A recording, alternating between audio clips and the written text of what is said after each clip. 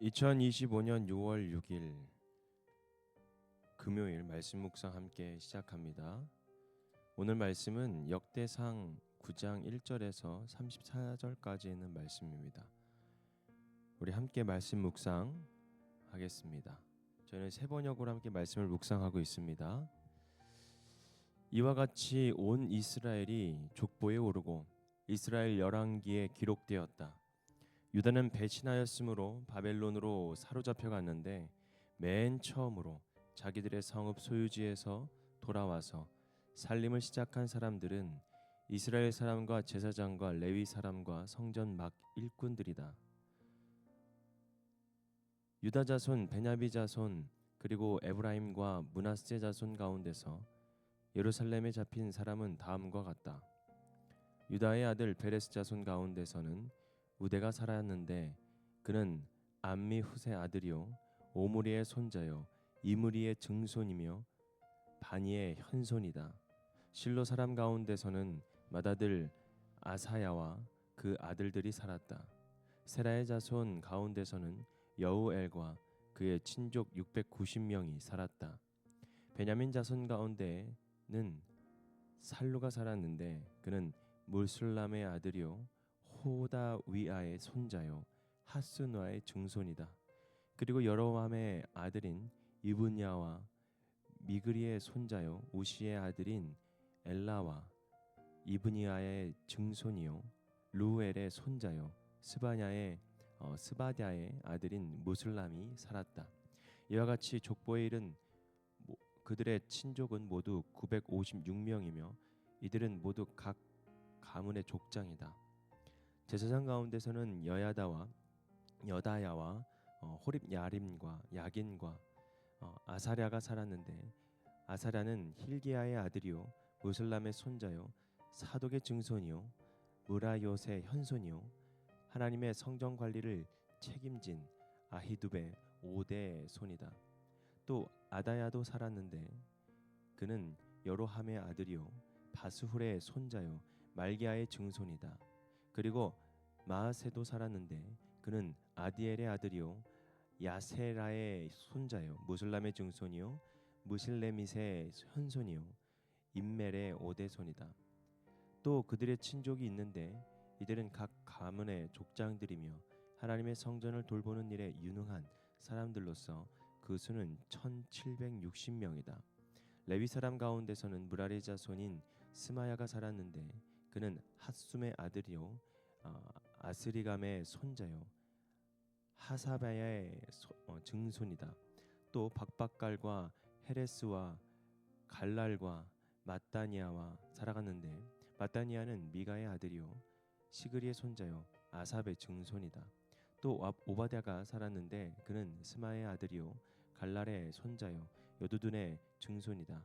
그리고 베레가도 살았는데 그는 아사의 아들이요 느도바 사람들의 마을에 살았던 엘가나의 손자이다. 문지기는 살룸과 악굼과 달몬과 아히만과 그들의 친족들인데 살룸이 그 우두머리이다. 살룸은 이때까지 동쪽에 있는 왕의 문의 문지기로 있다. 이들이 레위 자손의 진영에 속한 문지기이다. 고라의 증손이요 아비아삽의 손자요 고레의 아들인 살룸과 그의 가문에 속한 그의 친족들 즉 고라 족속은 성만 문을 지키는 임무를 맡았다. 그들의 조상도 주님의 성막문을 지키는 사람이었다. 예전에 엘르아살의 아들 비느하스가 그들의 책임자였는데 주님께서 그와 함께 하셨다. 무셀레마의 아들 스가라는 회막문의 문지기이다. 문지기를 뽑힌 사람은 모두 220명이며 마을별로 족보에 기록되었다. 다윗과 사무엘 선견자가 그들을 신실히 여겨 이 모든 일을 맡겼다. 그들과 그 자손이 주님의 성전 문 곧 성막문을 지키는 일을 맡았는데 이 문지기들은 동서남북 사방에 배치되었다. 마을에 사는 그들이 친족들은 번갈아 와서 일회씩 그들을 도왔다. 레위 사람인 4명의 책임자들은 신실하여서 하나님의 성전 방과 창고들을 맡았다. 그들은 성전을 지키며 아침마다 문을 여는 일을 맡았으므로 하나님의 성전 주위에 머물면서 밤을 지냈다. 그들 가운데 몇 사람은 성전에 사용하는 기구를 맡았으므로 그것들을 세어서 들여오고 세어서 내주었다.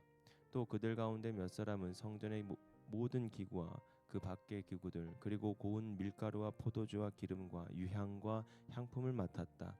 제사장 자손 가운데서 몇 사람은 향료를 배합하여 향수를 만들었다. 레위 사람 마띠다는 고라 자손 살룸의 맏아들로서 구워서 바치는 제물을 준비하는 일을 맡았다. 고핫 자손 가운데서 그들의 친족 몇 사람은 안식일마다 차리는 빵을 준비하는 일을 맡았다. 또 찬양을 맡은 사람도 있었다. 이는 레위 지파의 족장들로서 성전 부속 건물에 살면서 밤낮으로 자기들의 일만 해야 하였으므로 다른 일은 하지 않았다. 이들이 족보에 오른 레위 사람 족장들이다. 이 족장들은 예루살렘에서 살았다. 아멘. 예배의 회복이라는 주제로 함께 말씀을 묵상하려 합니다. 사랑하는 성도 여러분, 하나님은 무너진 것을 회복시키시는 분이십니다. 그리고 이스라엘 백성이 바벨론 포로에서 돌아오고 난 후에 첫 번째로 회복되는 것은 나라가 아니라 바로 예배의 질서였습니다. 오늘 본문 역대상 9장은 단순한 족보의 나열이 아니라 하나님 백성들이 예배 공동체로서 다시 세워지는 과정을 우리에게 보여주고 있습니다. 그러면서 우리가 이 본문을 통해 하나님이 원하시는 예배의 모습과 또 우리가 회복해야 할 예배 본질은 무엇인가 우리 함께 묵상하고자 합니다.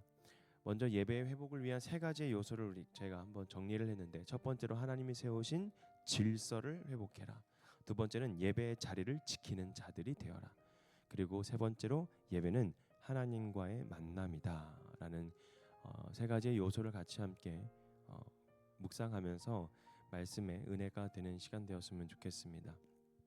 본문의 처음은 포로에서 돌아온 사람들의 계보로 시작됩니다. 여기서 단순한 명단이 아니라 저도 읽으면서 참 많이 힘들었는데, 예배를 위한 사람들이 다시 제자리를 찾는 과정이에요.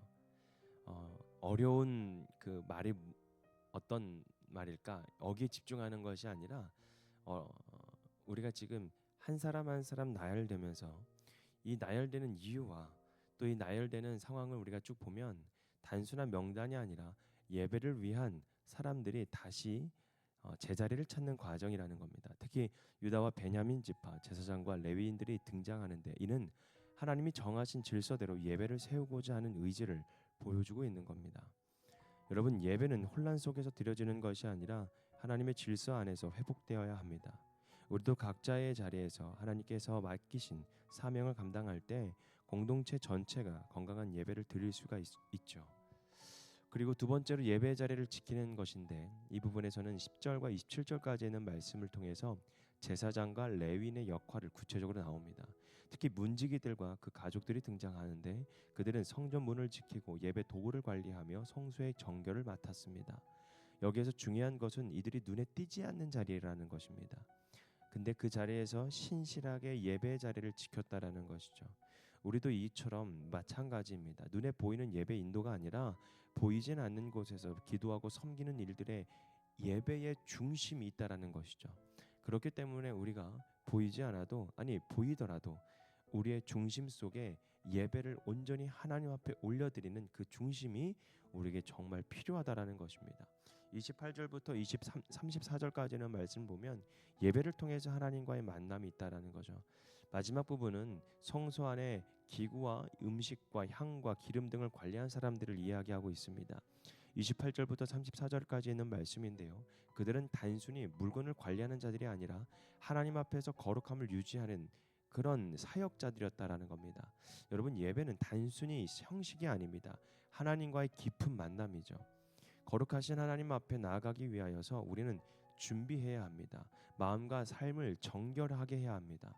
예배의 본질은요, 하나님과의 관계가 회복되는 것이고 그 안에서 우리는 진정한 생명을 경험하게 되는 것입니다. 여러분, 우리가 오늘 이 말씀 묵상을 통해서 세 가지의 요소를 들었는데, 하나님을 세우신 질서를 회복하는 것, 그리고 예배의 자리를 지키는 것, 그리고 예배 가운데 하나님을 만나는 것. 여러분, 이 예배가 우리들의 삶 가운데의 예배가 될 수 있도록 우리는 노력을 해야 합니다. 예배의 회복은 단순히 예배 교회의 프로그램이나 외형을 다시 세우는 것이 아니라 겉모습을 세우는 것이 아니라 겉모습을 치장하는 것이 아니라 하나님과의 관계 회복을 하는 것, 그리고 하나님이 주신 자리에서 충실하게 그 사명을 감당하는 것. 오늘 역대상 9장의 말씀을 통해서 하나님은 우리 각자가 예배자로 부르심을 받았다라는 것을 우리에게 깨닫게 해주시는 겁니다. 지금 이 시대에 무너진 예배의 회복은 우리들의 결단과 헌신을 통해서 이루어지게 되는 겁니다. 예배는 주일뿐만 아니라 우리의 매일매일 삶 속에서 하나님께 드려지는 제사가 되어야 합니다. 이 시대의 예배의 회복을 통해서 우리 모두가 하나님 앞에 진정한 교회를 만들어가는 복된 하나님의 자녀들이 되기를 주님의 이름으로 부탁드리겠습니다. 오늘 말씀 묵상 마치겠습니다.